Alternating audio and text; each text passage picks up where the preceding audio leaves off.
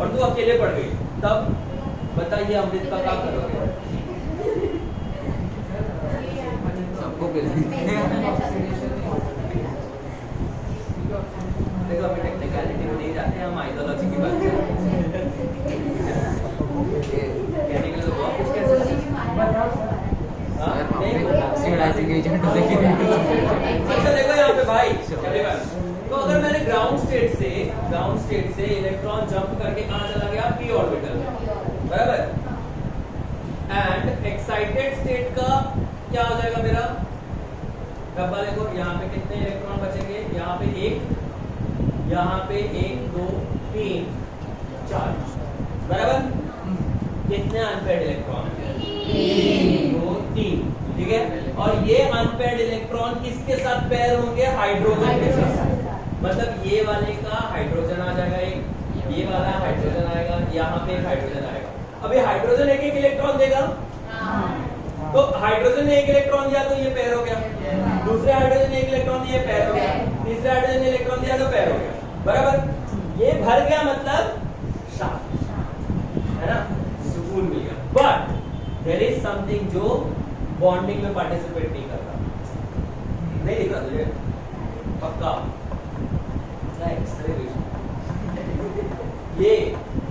ये जो इलेक्ट्रॉन है, ये 2 इलेक्ट्रॉन है जो बॉन्डिंग में पार्टिसिपेट नहीं कर रहे हैं। ये नाइट्रोजन के पास में ये 2 इलेक्ट्रॉन वैसा का वैसा ही पड़ा हुआ है। तो इस इलेक्ट्रॉन को हम लोग क्या कहते हैं? Loan pair of electron. क्या कहते हैं? Loan pair of electron. अब मैं इतना सब क्यों पढ़ा रहा हूं? ताकि एटॉमिक स्ट्रक्चर के टाइम पे और केमिकल बॉन्डिंग के टाइम पे आप लोग मुझे परेशान ना कर सकें, तब मैं एक्चुअल फैक्ट पे बात कर सकूं। ये सारी चीजों में अपना टाइम वेस्ट तब ना हो, है ना। इसलिए पहले ही अभी टाइम वेस्ट कर देते हैं। टाइम वेस्ट नहीं है वैसे। क्लियर बात? लोन पेयर ऑफ इलेक्ट्रॉन बोलो। अब बोल 1 मिनट पहले वो क्वेश्चन का आंसर अब तक हुआ नहीं। तो अब क्या होता है कि ये अमोनिया, इस अमोनिया के ऊपर में एक लोन पेयर ऑफ इलेक्ट्रॉन ऐसे रिप्रेजेंट कर सकते हैं हम लोग। लोन पेयर ऑफ इलेक्ट्रॉन को एक डब्बा, एक बिंदु यहाँ पे, एक दूसरा बिंदु यहाँ पे, ठीक है। This is ammonia with respect to the lone pair. Now similarly H2O को हम कैसे रिप्रेजेंट करते हैं? ऐसे। ऑक्सीजन के ऊपर 2 लोन पेयर इलेक्ट्रॉन होता है। HCl को कैसे रिप्रेजेंट किया जाता है? ऐसे। Cl के ऊपर 3 लोन पेयर ऑफ इलेक्ट्रॉन होता है। H2S को कैसे रिप्रेजेंट करते हैं? ऐसे। सल्फर के ऊपर 2 लोन पेयर इलेक्ट्रॉन होता है। तो हमेशा लोन पेयर इलेक्ट्रॉन को ऐसे रिप्रेजेंट किया जाता है, समझना। लोन पेयर इलेक्ट्रॉन कैसे पता चलता है? इलेक्ट्रॉनिक कॉन्फ़िगरेशन से। ये क्लियर है सबको? यस। नाउ अब ये जो d ऑर्बिटल का खाली बॉक्सा है, एक बॉक्स में कितने इलेक्ट्रॉन आ सकते हैं टोटल? 3, बराबर। 2 इलेक्ट्रॉन आ सकते हैं, है ना। उंगलियों पे मत जाओ, बचपन से आदत है उंगली पे। Don't judge book by its cover. Understood? Yes. Real answer is 2. एक बॉक्स में कितना इलेक्ट्रॉन आएगा? 2, ठीक है। अब ये जो नाइट्रोजन है, ये दोनों इलेक्ट्रॉन बोलता है मैं डोनेट कर देगा, ठीक है। अब जैसे ही नाइट्रोजन दोनों इलेक्ट्रॉन डोनेट करेगा तो ये बन जाएगा कोऑर्डिनेट कोवैलेंट बॉन्ड, ठीक है। तो से फॉर एग्जांपल मेरे पास आयन है, क्या है? आयन, ठीक है। और आयन के चारों तरफ 6 साइनाइड ग्रुप्स है, क्या है? तो एक साइनाइड इधर आया, इसने एक लोन पेयर दिया होगा,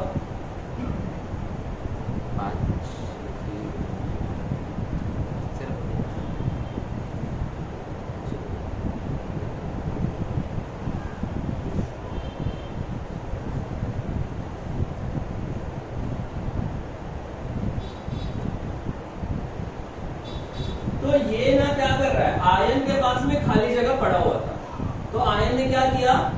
इन लोगों से electron, loan pair of electron ले लिया और क्या बनाया? ये क्या बन गया? ये एक कॉम्प्लेक्स बन गया। क्या बन गया? ये कॉम्प्लेक्स। समझ में?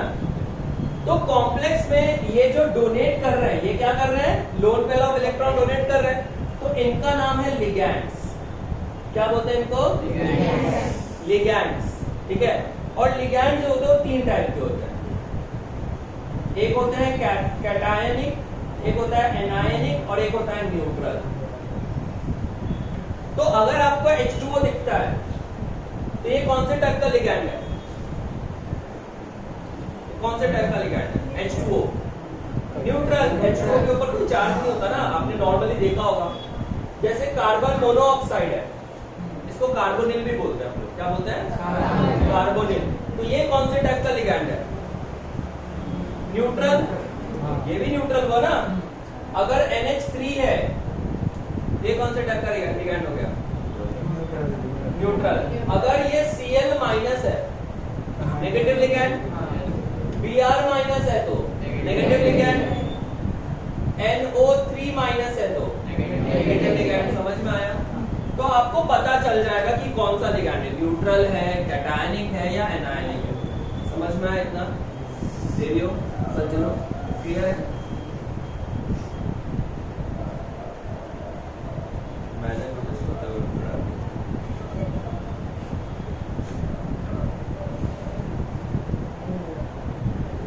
रंगे आपको पकड़ा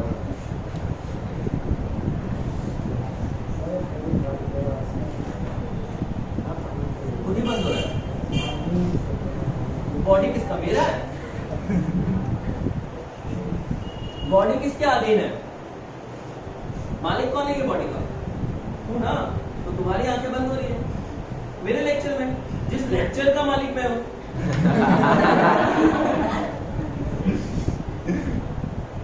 तो टेक्निकली तो गलती की ना तुमने, कि अपने आप बंद हो गए। रिक्वायरमेंट क्या थी लेक्चर? आंख और दिमाग दोनों खुला होना चाहिए, मुंह नहीं भी खुला तो चलेगा, है ना? एक चीज उसमें बंद था, नहीं कान नहीं, हम घुसा देते हैं। ठीक है, तो ऑटोनोमस है ना ये, और इस पे हमें हमारा कंट्रोल है, इस पे थोड़ा कंट्रोल है, ये हमारा कंट्रोल नहीं। तो आंख कैसे बंद होगी? SIT बिठाएंगे बेटा। हाँ जी, कितना क्लियर है? यस। अब ऑप्शन देखो और आंसर बताओ। देखो ऑप्शन में क्या क्या है, ध्यान से देखना। CrO3, NH2, NH2। डॉट का मतलब क्या होता है? दो साथ में, दो NH2 साथ में। डॉट का मतलब दो अलग अलग बॉडी है, बट वो साथ में चिपका हुआ है। कैसे? कैसे? दोस्त है दोनों। जैसे अभी हम लोग हैं, ये मेरा बॉडी, अजय का। हाँ अभी मैं जा रहा गार्डन घूमने इसके साथ। कैसे लग रहा है?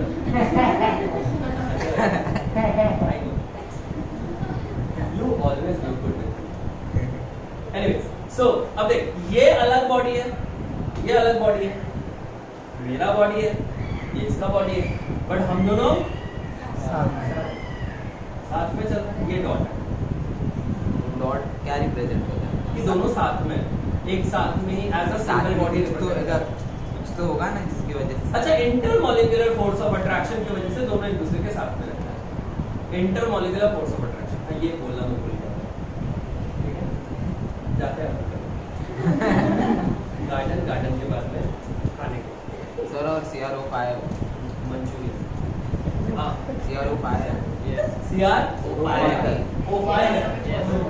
लेकिन CrO5 बनेगा कैसे सर? ठीक से। O5 and then NOClO4, right? Yes. And then FeCO3 5. CO3 है? CO5 ना? Hexacarbonyl ion. This name, the name of the compound is pentacarbonyl ion. इस कंपाउंड का नाम क्या होगा? पेंटाकार्बोनिल आयन। ठीक है, अब मुझे बताओ इसमें कौन सा ऑप्शन है जो ट्रांजिशन मेटल एग्जिस्ट करता है, कंसिस्ट करता है? कौन से ऑप्शन में ट्रांजिशन मेटल है? डी एडी, एडी, बराबर ना? अब ए में क्रोमियम ऑक्सीजन के साथ है, तो सीधी सी बात है chromium will show oxidation number plus oxidation number. But आप डी देखिए, डी में स्क्वायर ब्रैकेट दिया हुआ है। स्क्वायर ब्रैकेट का मतलब हो गया ये कौन सा कंपाउंड है? कॉम्प्लेक्स, ठीक है। और ये हो गया सेंट्रल मेटल और ये हो गया लिगैंड, बराबर। मतलब अब ये देखना है आपको, कार्बन मोनोऑक्साइड न्यूट्रल होता है, कैटायनिक होता है या एनायनिक होता है? आपके हिसाब से क्या होगा बताओ? न्यूट्रल। समझ में आया? कार्बन मोनोऑक्साइड न्यूट्रल होता है। क्लियर है इतना? वैसे आप लोगों को पता है कार्बन मोनोऑक्साइड एक्चुअली भी न्यूट्रल है। वो नॉर्मली भी न्यूट्रल, ना एसिडिक है ना बेसिक है। Carbon dioxide is more acidic in nature. Carbon dioxide जो है वो एसिडिक कैरेक्टर का होता है, carbon monoxide is neutral in nature, sir. ठीक है, इसीलिए घातक होता है। बोलो। कार्बन का +2 होगा उसमें CO में। नहीं, वो वाला नहीं। अभी कार्बन मोनोऑक्साइड का स्ट्रक्चर आपको पता है? Do you know the structure of carbon monoxide? नहीं ना? बता दूं? पक्का? एकदम पक्का? डरोगे तो नहीं? चलो टॉपिक बता देता हूँ। बट ये टॉपिक हमारे, ये टॉपिक का ऑफिशियल टॉपिक नहीं है, ठीक है? बात तो पढ़ाऊंगा ही, अभी बता रहा हूँ, समझने की कोशिश करते हैं।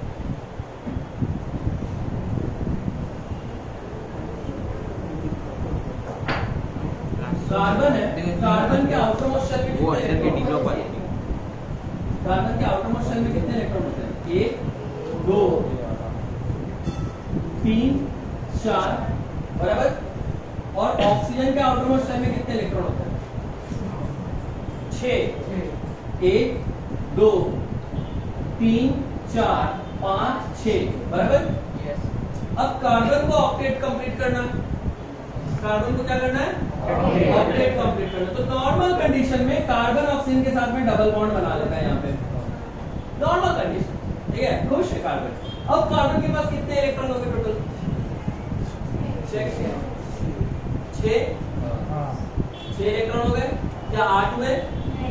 कितने इलेक्ट्रॉन चाहिए? 8, है ना? तो अब क्या होता है? अब एकदम अजीब सी चीज होती है। आज तक मैंने आप लोगों को क्या बताया कि इलेक्ट्रोनेगेटिव एलिमेंट क्या करता है? इलेक्ट्रॉन अपनी तरफ अट्रैक्ट करता है। क्या कभी ऐसा नोटिस किया कि इलेक्ट्रोनेगेटिव एलिमेंट अपना इलेक्ट्रॉन दे? कभी सुना ऐसा? ऐसा होता है, ठीक है। और ऐसे बॉन्ड को हम बैक बॉन्डिंग कहते हैं। क्या कहते हैं? Back bonding. अब बैक बॉन्डिंग के लिए before continuing this I will go for this molecule BF3। BF3 देखो ध्यान से। अभी BF3 में फ्लोरीन के पास कितने इलेक्ट्रॉन होते हैं आउटरमोस्ट शेल में? याद करो। फ्लोरीन का एटॉमिक नंबर 9, 2 और 7। कितने इलेक्ट्रॉन हुए बेटा? कितने हुए? आउटरमोस्ट शेल में कितने इलेक्ट्रॉन हुए? 7, बराबर। तो एक इलेक्ट्रॉन उसने शेयर कर दिया, बाकी 6 इलेक्ट्रॉन उसके पास में रहेंगे। सिमिलरली ये वाले फ्लोरीन में, सिमिलरली ये वाले फ्लोरीन में। अब बोरॉन के आउटरमोस्ट शेल में कितने इलेक्ट्रॉन होते हैं? बोरॉन का एटॉमिक नंबर 5 होता है, तो 2,3। आउटरमोस्ट शेल में 3 इलेक्ट्रॉन है और वो 3 इलेक्ट्रॉन को उसने शेयर कर दिया। बट क्या ये ऑक्टेट कंप्लीट हुआ? नहीं। तो अब कैसे होगा सर ऑक्टेट कंप्लीट? तो अब ध्यान से सुनो। To complete the octet, to complete the octet, fluorine donates its lone pair of electron. Fluorine क्या करता है? अपना lone pair of electron boron को दे देता है। 4 चीजें अपनी, ठीक है। Just because boron was not completed with the 8 electron. समझ में आया? एक ही फ्लोरीन होता है। अब सुनिए, अब ये बात फ्लोरीन के उसूलों के अगेंस्ट हो गया। फ्लोरीन तो छीनने वाला बंदा है ना? मतलब जितने भी नॉन मेटल के सारे प्रॉपर्टी कैसी होती है? इलेक्ट्रॉन छीनने की। सबकी प्रॉपर्टी इलेक्ट्रॉन छीनने की होती है। फ्लोरीन ने इलेक्ट्रॉन दे दिया, ये तो उसको क्या अगेंस्ट हो गया, है ना। अब जैसे मान लो कोई गुंडा है, बहुत भारी वाला गुंडा, मतलब लिटरली ऐसा गोली मार देगा किसी को, ठीक है, पब्लिक की पटी पड़ी रहती है, कब आएगा, कब ठोक के चल देगा, ठीक है। अब ऐसा इंसान प्यार से बैठ के एक छोटे से बच्चे को संभाल के ऐसे उठा रहा है तो इंसान, है ना, थोड़ी सी इंसानियत है अंदर उसके, बट बिहेव वो जानवर जैसा करता है, बात अलग है, ठीक है। तो अब वो अपने उसूलों के अगेंस्ट हो गया ना भाई, कितने घरों जा रहे हैं उसमें, तो एक बच्चे को बचा के क्या कर लेगा वो, तो क्या करता है वो थोड़े टाइम के लिए उठाता है, बाद में वापस अपने कंडीशन में आ जाता है, समझ में। तो वापस यहाँ पे भी वही हो रहा है, ये फ्लोरीन छीनने वाला है, तो इसके पास में ये ज्यादा देर तक इलेक्ट्रॉन डोनेट करके नहीं रख सकता, तो ये क्या करता है, ये फ्लोरीन इस फ्लोरीन से बात करता है, तो देखता है बोरॉन को जरूरत है ना, बोरॉन को जरूरत है, अपन हेल्प कर सकते हैं क्या, तो ये फ्लोरीन क्या बोलता है, ठीक है मैं ले लेता हूँ, तू दे दे, नहीं समझा। तो इस फ्लोरीन ने ले लिया अपना इलेक्ट्रॉन, इस फ्लोरीन ने दे दिया, फिर वापस इस फ्लोरीन ने अपना इलेक्ट्रॉन ले लिया, इस फ्लोरीन ने दे दिया, और ऐसा चलता है, मालूम ही नहीं पड़ेगा किसका इलेक्ट्रॉन गया, नहीं समझा। ऐसे सिचुएशन में पता ही नहीं चलेगा कि किसका इलेक्ट्रॉन एक्चुअली जा रहा है, तो सारे फ्लोरीन भी बच गए और बोरॉन भी बच गया, नहीं समझा। तो इस पर्टिकुलर बॉन्डिंग को हम लोग क्या कहते हैं, बैक बॉन्डिंग, ठीक है, क्या बोलते हैं इसको, बैक बॉन्डिंग, या फिर इसको हम पाई एसिड बॉन्ड भी बोलते हैं, क्या बोलते हैं इसको, अब पाई एसिड बॉन्ड क्यों बोलते हैं ये मैं केमिकल बॉन्डिंग में एक्सप्लेन करूंगा, ठीक है, पूरा सस्पेंस नहीं ओपन, क्लाइमेक्स के लिए थोड़ा सा रहने देते कि हीरो की शादी सच में हीरोइन के साथ होती है कि नहीं होती है, ठीक है, हीरो ने बचा लिया हीरोइन को, बुल मार के खा लिया, हीरोइन किसी और के साथ निकल गई, दैट इज क्लाइमेक्स, ठीक है, अनएक्सपेक्टेड, इतना क्लियर है। अब यहाँ पे ऑक्सीजन भी क्या करता है, कार्बन को अपना लोन पेयर ऑफ इलेक्ट्रॉन देता है, यहाँ पे ये ज्यादा स्टेबल नहीं रहता, क्यों, क्योंकि देने वाला एक ही है और लेने वाला भी एक है, ठीक है, तो ये क्या करता है, ये दोनों इलेक्ट्रॉन को डिस्ट्रीब्यूट कर देता है सब दोनों के चारों तरफ, ठीक है। तो ऐसे सिचुएशन को हम बोलते हैं कि it is a exceptional case of back bonding, it is a exceptional case of back bonding, ठीक है। यहाँ पे ऑक्सीजन नॉर्मली इससे इलेक्ट्रॉन छीनना चाहिए, इसके पास दो इलेक्ट्रॉन आए हैं, ये दोनों कोवैलेंट बॉन्ड बना है, तो नॉर्मली ऑक्सीजन का कैरेक्टर कैसा होगा, कार्बन से इलेक्ट्रॉन छीन ले, लेकिन कार्बन का हालत देख के ऑक्सीजन क्या करता है, बैक बॉन्डिंग देता है, क्या करता है, बैक बॉन्डिंग देता है, इसीलिए ये कंपाउंड बहुत ज्यादा रिएक्टिव होता है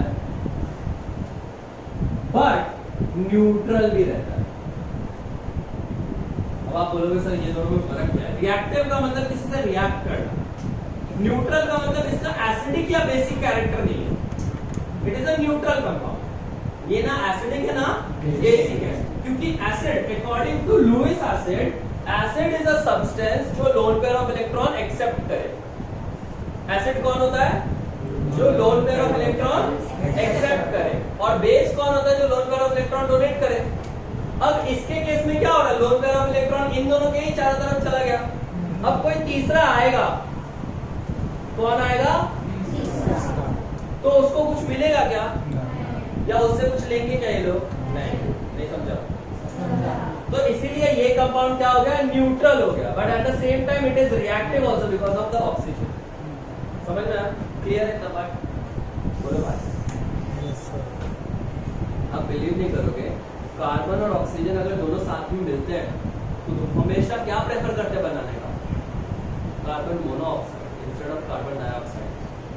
ऐसा क्यों सर, CO2 तो स्टेबल होता है ना, क्योंकि नंबर ऑफ एटम कम है, ठीक है, और नंबर ऑफ इलेक्ट्रॉन ज्यादा है, तो सब मिल बांट के खाते हैं।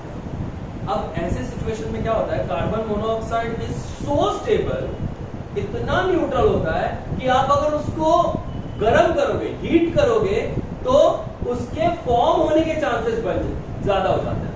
मतलब नॉर्मली कोई कंपाउंड होता है जिसको हीट करने से उसके टूटने के चांसेस बनते हैं, कार्बन मोनोऑक्साइड ऐसा कंपाउंड है जिसको हीट करने से और ज्यादा स्ट्रॉन्ग होने के चांसेस होते हैं, ठीक है, इसीलिए कार्बन मोनोऑक्साइड डेंजरस है। इसीलिए वो ओजोन लेयर डिप्लीशन क्रिएट करता है, इसीलिए वो पोल्यूशन क्रिएट करता है, इसीलिए वो पॉइजनस है हमारी बॉडी के लिए, ठीक है, क्योंकि iron can combine with carbon monoxide and form this. तो iron is present in our haemoglobin, हमारे हीमोग्लोबिन में प्रेजेंट होता है। तो आयन अगर हीमोग्लोबिन का जो मॉलिक्यूल है, उस हीमोग्लोबिन के मॉलिक्यूल में से आयन निकल के कार्बन मोनोऑक्साइड के साथ अगर कंबाइन हो गया तो हीमोग्लोबिन की प्रॉपर्टी क्या हो गई? खत्म। मतलब हीमोग्लोबिन की जो एक्चुअल प्रॉपर्टी थी वो तो खत्म हो गई। अब जैसे हीमोग्लोबिन की प्रॉपर्टी खत्म हुई तो वो ऑक्सीजन एब्जॉर्ब करना और कार्बन डाइऑक्साइड एब्जॉर्ब करना बंद कर देगा, है ना। और जैसे ही वो ऑक्सीजन एब्जॉर्ब करना बंद करेगा, हमारा लंग ऑक्सीजन लेगा, ऑक्सीजन छोड़ देगा, ब्लड कुछ करेगा ही नहीं उसका। तो बॉडी के अदर पार्ट पे ऑक्सीजन पहुंचना बंद। इसकी वजह से हमारे लंग में क्या हो जाएगा? निमोनिया। क्या हो जाएगा? निमोनिया। समझ में? अब निमोनिया होने की वजह से क्या होता है? हमारा बॉडी सांस ही नहीं ले पाएगा, हमें वेंटिलेटर पे रखना पड़ेगा, है ना। अब वेंटिलेटर क्या करता है? ऑक्सीजन पुश करता है जबरदस्ती। वेंटिलेटर क्या करता है?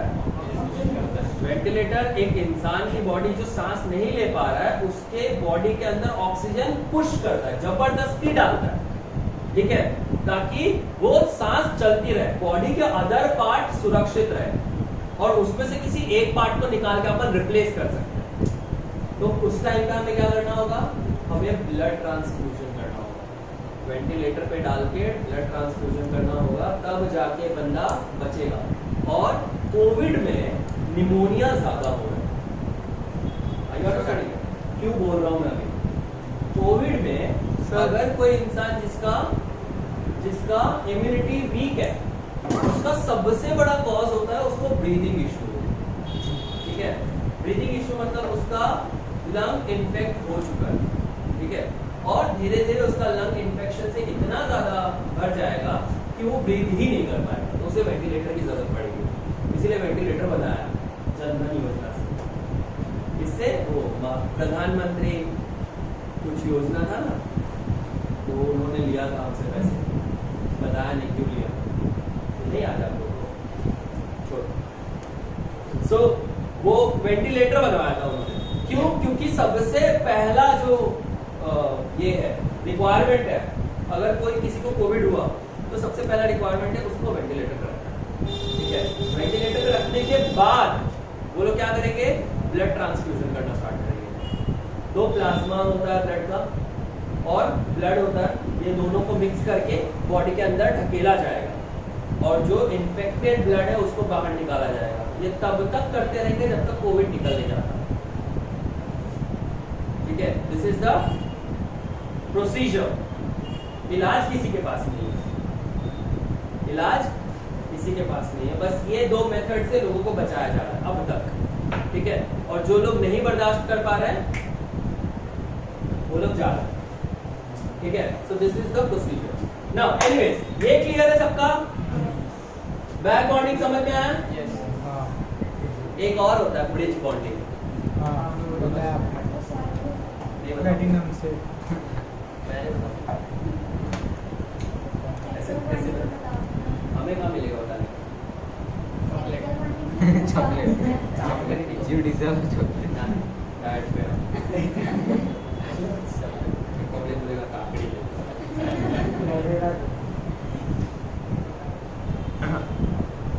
Next question. कौन सा क्वेश्चन बोला तुमने बेटा? डाउट पूछा ना तुमने? हाँ, नहीं सुना मैंने क्या बोला।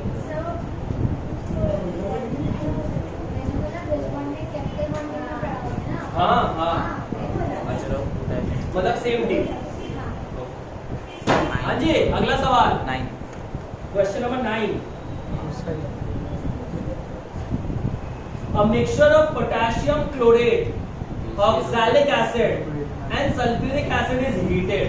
क्या बात है, एक number question. During the reaction, which element undergo maximum change in the oxidation number? Sir oxalic acid कैसे निकालते हैं? ऑक्सैलिक एसिड पहले देख लो क्या होता है, ये याद रहना चाहिए आप लोगों को।